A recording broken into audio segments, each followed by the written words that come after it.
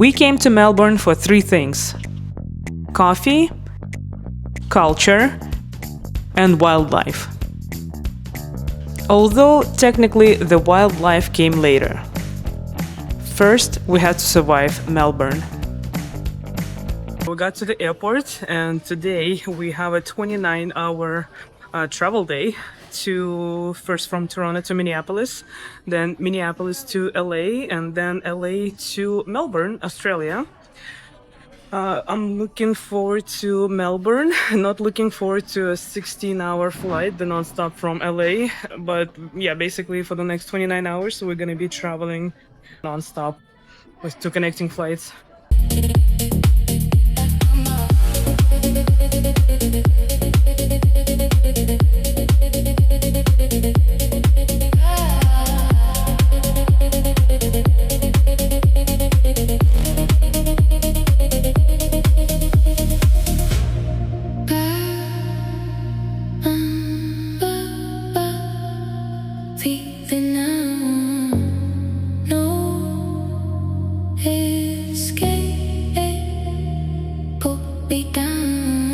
After flying all the way from Toronto, we arrived in Melbourne. And the first thing I noticed was, it was winter. I could see my breath. We made it to Melbourne. Look how beautiful it is. It's winter time. It's July 31st today. But for the southern hemisphere, it's the winter. So the jackets. But we were traveling for the past 29 hours from Toronto. And finally made it to Melbourne. 'Cause I'll make it so easy to fall in love. So come give me a call and we'll fall into us. I'm the perfect mix of Saturday night and the first day of life. Anyone with a heart would agree. It's so easy. Just got from our Uber to our hotel. Holiday Inn Express in Melbourne. Okay, let's go see.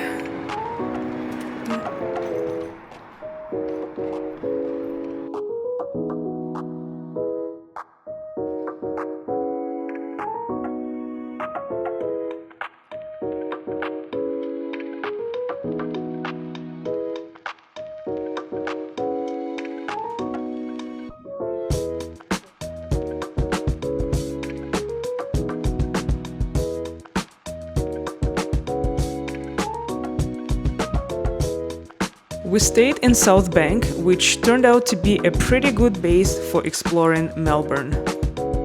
And it immediately gave us the perfect introduction to the city. We're staying in Southbank, and this river kind of separates Southbank and CBD area. Right now we're going to CBD. That's where most of the attractions are. But Southbank was also nice. Look, people are training for some rowing. Very nice. It's Saturday morning, about 5 degrees Celsius. Behind me is Yarra River in Melbourne, and it used to be one of the biggest ports in Australia, but now it's aligned with different cafes and restaurants, and there are people on their morning runs trying to figure out where everyone gets their coffee. We're trying to find a coffee place right now because it's 8 o'clock in the morning, and we've been traveling for the past 29 hours from Toronto, so a bit jet lagged, a bit tired. So coffee is right what the doctor ordered. We just need to find a place, and Australia is known for good coffee, so I have high hopes. In Melbourne, ordering coffee is slightly intimidating. You don't want to be the tourist who walks in and says, "Hi, can I have a coffee?" Because that's basically walking into a bar and saying, "Do you guys have grapes?" So we tried to look like we knew what we were doing.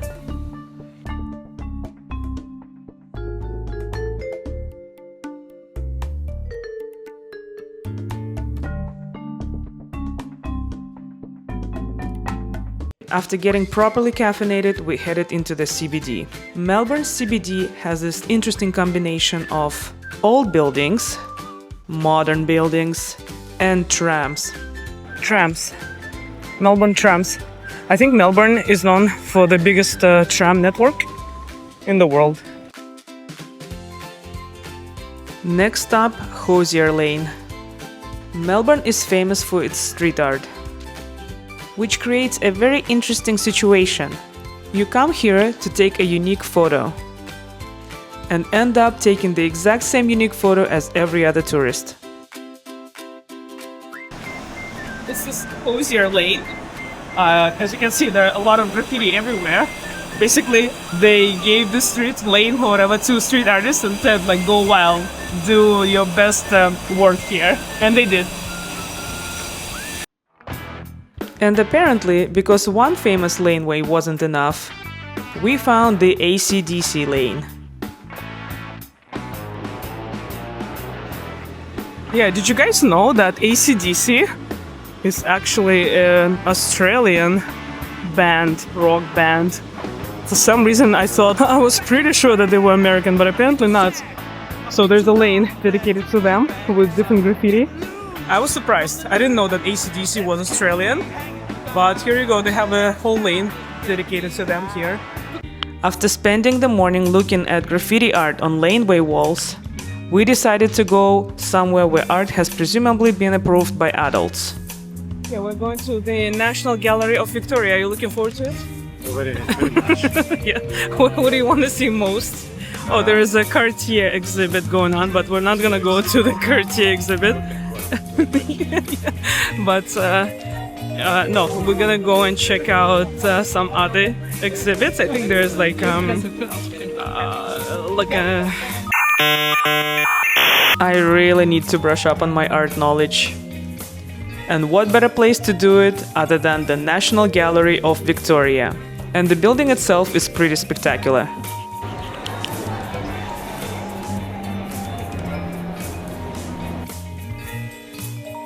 We came to the National Gallery. The entrance is for free.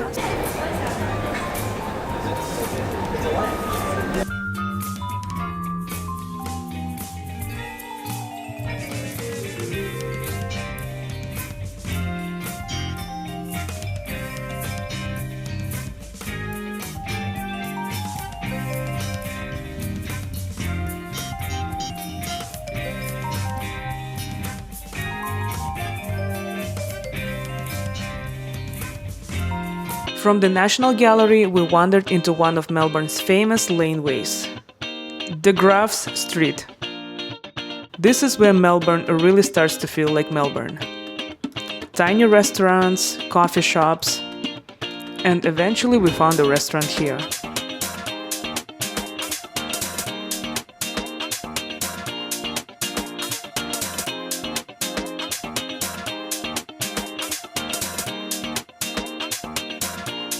Australia has such a big coffee culture, and flat white that you see right here, it originated in Australia, so we all have to thank Australia for the flat white that we know today. And the coffee is exceptional, it's so good.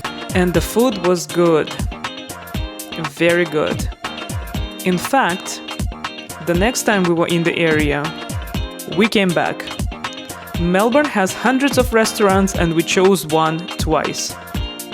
Was it because we were creatures of habit? Yes. Was it because we were too lazy to find something else? Also yes. But honestly, the food was delicious. Look at the bare trees. All the leaves are gone. And this is actually how you know. Like in Australia, it is winter. End of July right now. And we come from Canada, and in Canada it's the middle of the summer, like in the rest of the northern hemisphere, but here it's the winter, and it's so unusual to see bare trees, no leaves. After spending the day exploring Melbourne at ground level, we decided to go up, way up. We're about to head 285 meters above Melbourne into the Melbourne Skydeck. Let's see if the city from up top looks just as amazing as it does from the ground level.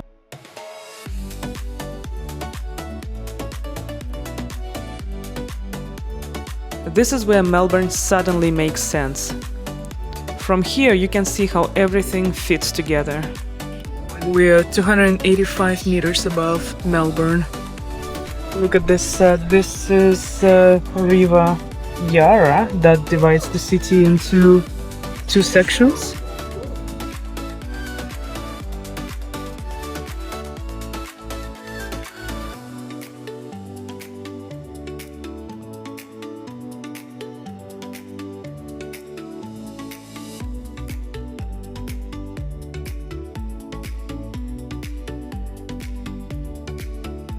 Melbourne has been consistently ranked the most livable city in the world.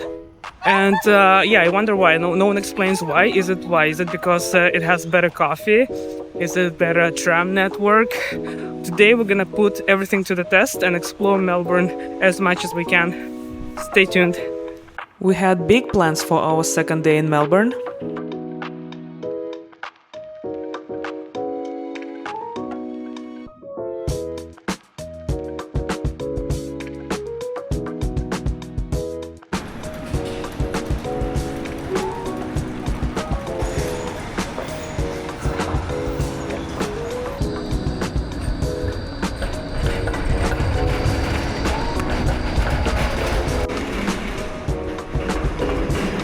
It's Saturday morning, about 9 a.m. We're on our way to Victoria Market, which is very similar to St. Lawrence Market that we have in Toronto, or the Chelsea Market in New York. So there are a lot of food vendors there.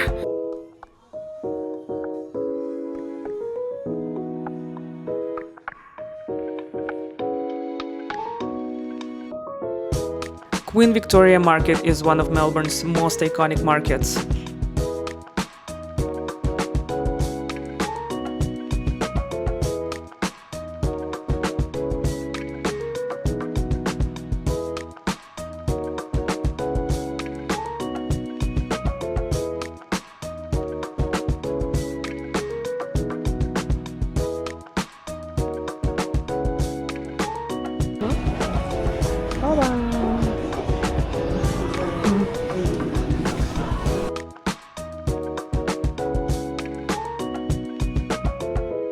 Then we headed to Fitzroy.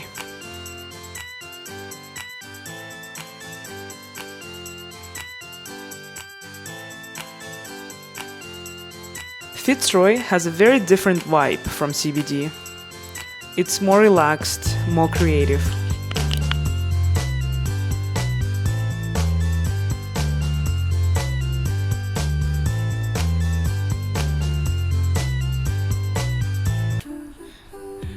This is our first time in Australia, and we decided to come to Melbourne and Sydney, the two main cities, and the two cities that supposedly have this heated rivalry going on, which city is the best. We are in Melbourne right now, but in a couple of days we're going to Sydney, so then I'll be able to tell for myself, I guess, for me, which city I like the most. But for now, I really like Melbourne. It's really nice here. And we also got lucky with the weather. Look, it's so sunny, because they usually say about Melbourne as well that in one day you can experience all four seasons. It can rain in the morning and then get sunny and then windy and all that stuff. But for now, this is our second day here. We flew in yesterday, and the weather has been great. It's very sunny. It's 15 degrees Celsius. It's winter, but in the middle of July. Well, it's yeah, the weather is great. It's really nice. I like it. In the morning, it's kind of chilly, maybe 4 degrees, so you have to bundle up a little bit.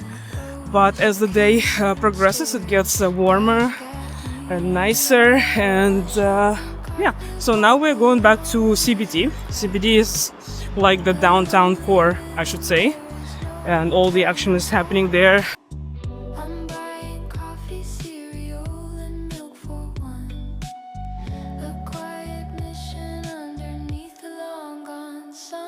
Melbourne has one of the biggest tram networks, and this particular one, 35, it's around CBD. It makes the loop, and it's completely free, which is good news for the tourists like us. And I think they run every 12 minutes or so. So we're gonna wait for one and try to get to the Flinders Station. Oh my god! All right. Okay, we just got on tram 35. what we wanted to do.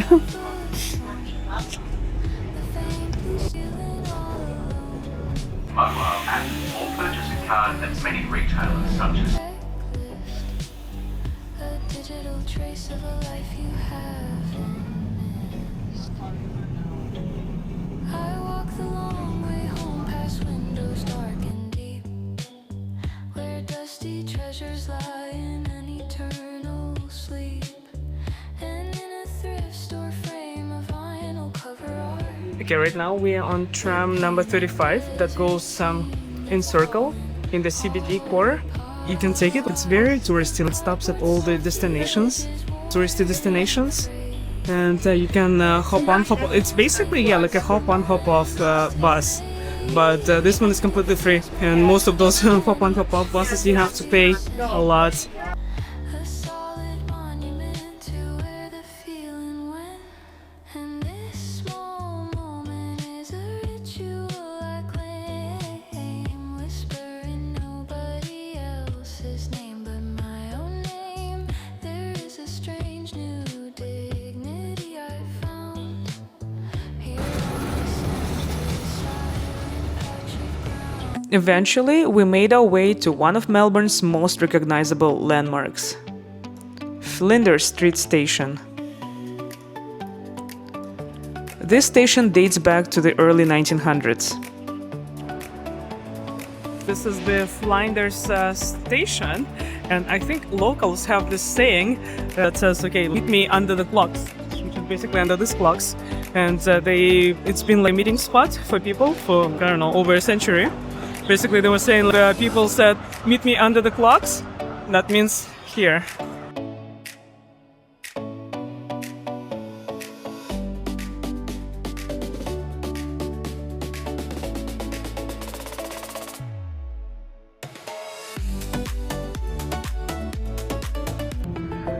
Okay, we're on our way to go to breakfast. Our hotel has breakfast.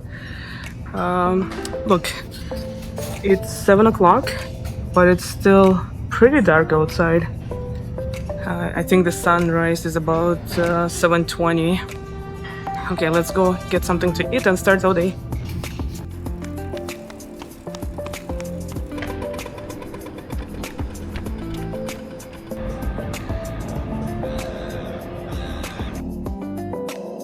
At this point, we had explored enough of Melbourne on foot. So we did what any responsible tourist would do. We rented a car. Today we're going to pick up our rental car and drive to Phillip Island to see the penguin parade and koalas, because the last couple of days we were spending in Melbourne. And obviously in a big city you don't see all those crazy animals, but I'm really looking forward to it. I really want to see the penguins and koalas and maybe kangaroos along the way in the wild. That would be so cool. But yeah, so right now it's about 8 o'clock in the morning on a Sunday, and we're just exploring the last few bits of Melbourne, walking along Yarra River, and in a couple of hours we have to pick up our rental car and drive to Phillip Island. Okay, we just got to the budget parking lot to pick up our rental car, and it's a Mazda CX-3 hatchback. It should be okay. I used to have Mazda before, but now in Australia, I guess driving on the left side of the road might be a bit of a challenge, but I guess, I don't know, we'll see how it goes. Where's the wheel? Okay, the wheel is right here on the right side of the car. Oh my god, it might be a little bit challenging, but we'll see.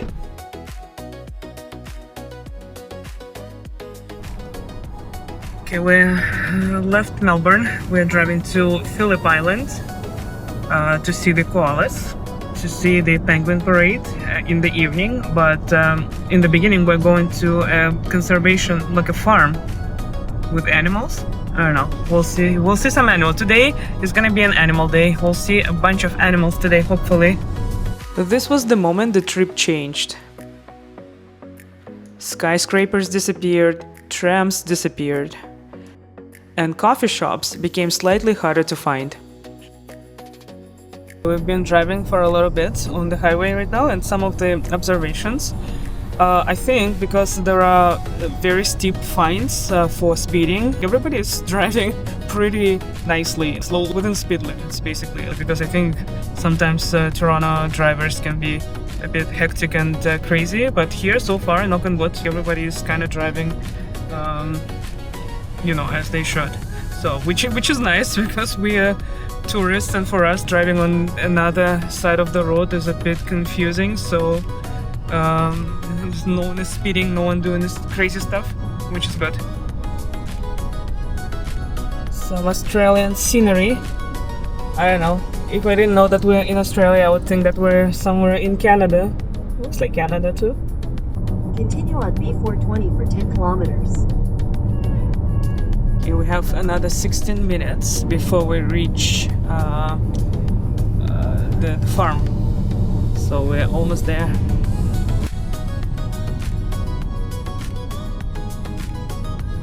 We've arrived at Churchill Island Heritage Farm. We're gonna go see what's happening here. We have different animals. I guess you can explore the grounds of the farm.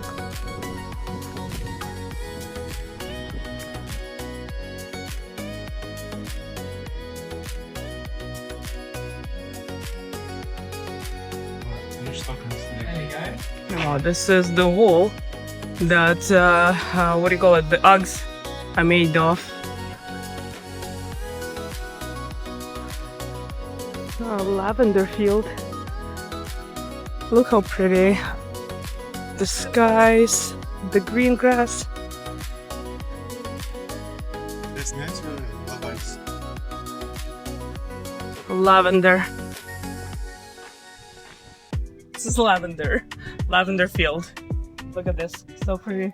Look at all the bees are doing the pollination process. So they're flying from one flower to the next, pollinating the stuff.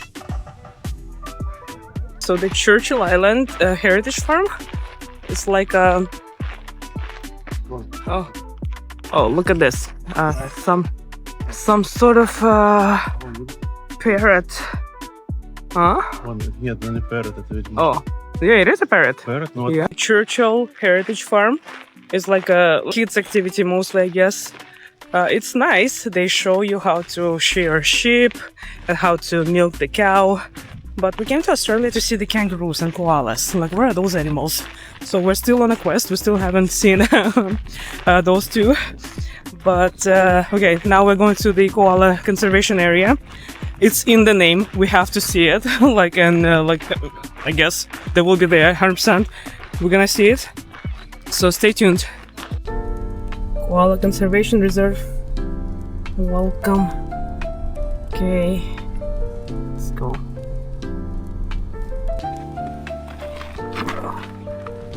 Okay. Fingers crossed that we're gonna see koalas right now.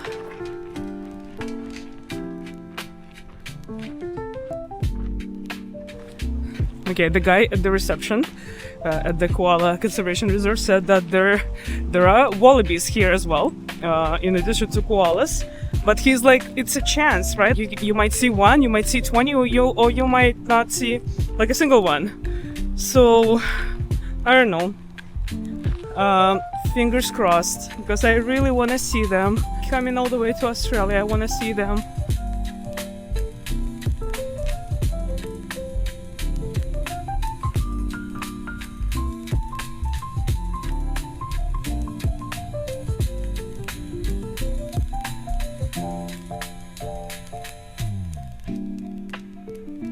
We finally saw a koala. It's sitting there sleeping.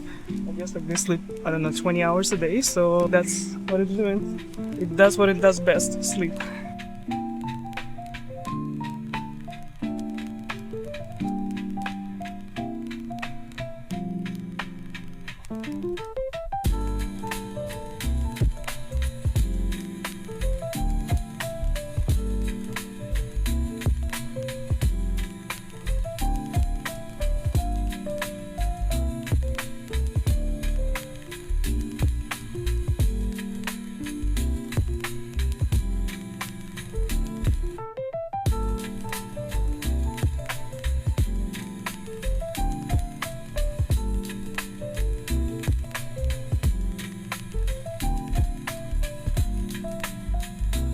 Koala Conservation Reserve was a success. We saw like 3 koalas so far, and they're also cute. They're just chilling, eating eucalyptus leaves, sleeping, and doing, I don't know, just living their best life.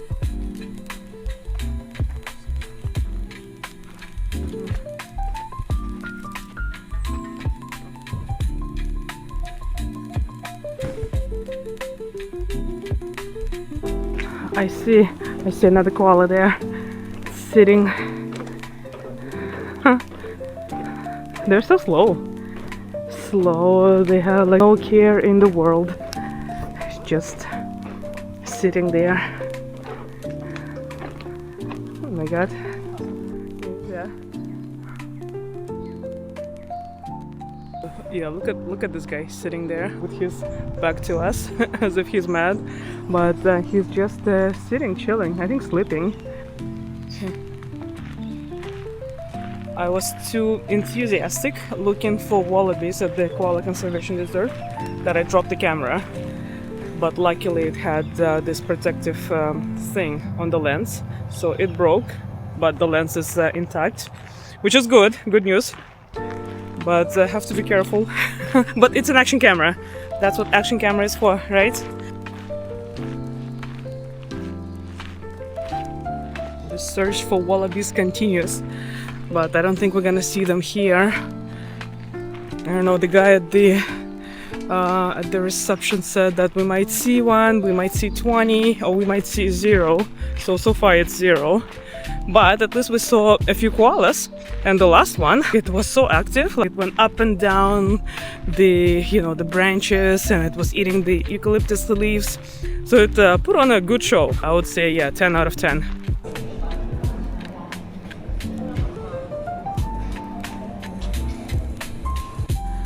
Koalas were great, but the main event of the day was still ahead.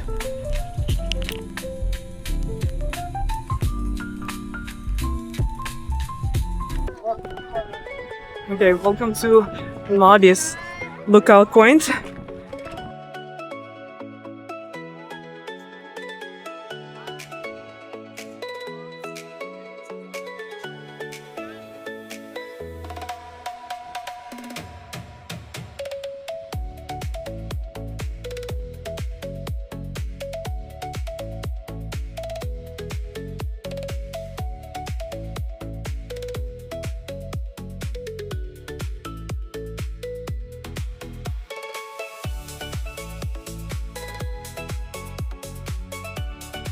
We've arrived to the penguin parade.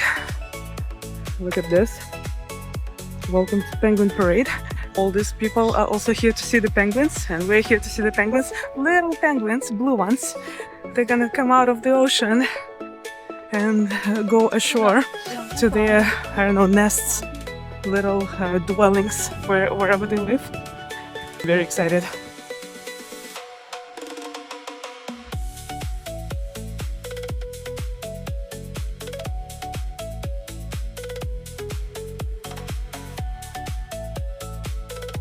We are going, look at this, there are different tiers of penguin viewing. We're going for the underground viewing. And okay, hopefully we're gonna see the penguins. Underground viewing cost like, how much was it? $250. For each, for 2. Yeah, so $125 just to see the penguins through the glass. And yeah, hopefully today they actually decide to come out. They come out every day, and today is not going to be an exception because we paid a lot of money to see them. But very excited. Those people are going to the actual beach to see them, and apparently our viewing experience is supposed to be better. It's a super premium view. We'll see. Look, Australian geese look very different from our Canadian geese. These ones look like they are the descendants of dinosaurs. Our geese look like regular geese. Look at this view. This is the ocean. What is it? South Ocean. South Ocean. I've never seen the South Ocean. I've been to Atlantic Ocean and Pacific Ocean. Oh, kangaroo! We just saw a wallaby in the distance as we were going towards the penguin parade. But by the time we got here, like already like jumped off, and now like camera like zoom cannot reach him. Oh, I'm so disappointed. I need to see a kangaroo before I leave Australia. That's like a must do. This field has a bunch of burrows, and the penguins, they come from the ocean and they go back to their burrows. Wow, okay, look how many people came to see the penguins. So basically, in about 20 to 30 minutes, the penguins are gonna come back from the ocean to the burrows. And we're gonna be in the underground somewhere. This is the underground penguin viewing experience. Apparently, they're gonna be walking right in front of us, and this is the glass. I don't know, we'll see. Like, I just have doubts that they're actually gonna be walking like right here, but we'll see. So yeah, they were saying that there are about 300 penguins that come out. And there are burrows all over this place, so they go back to their little burrows to sleep.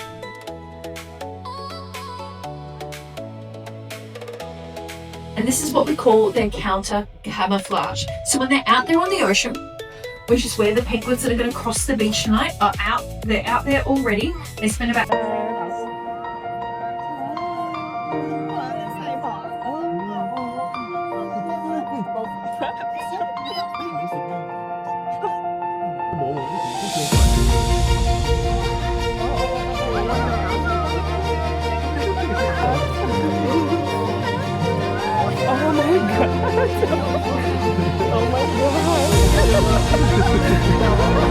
And just like that, our Melbourne adventure came to an end.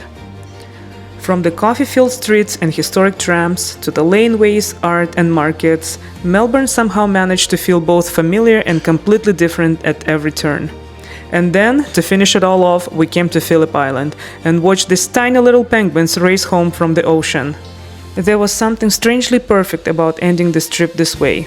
Watching Melbourne disappear behind us while these little guys hurried home under the night sky. Maybe that's what made Melbourne so memorable for us. And now, as the penguins make their final dash home, I guess it's time for us to do the same. Okay, we are ready to leave. It's 6 o'clock currently. We're going back from Phillip Island to the Great Ocean Road.